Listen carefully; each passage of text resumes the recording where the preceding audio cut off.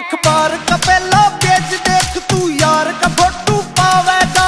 शेर यो भूखा मर जावे पर कदे घास ना खावेगा। शेर यो भूखा मर जाएगा पर कदे घास ना खावेगा। मुकेश दादी काम करे जो काम नहीं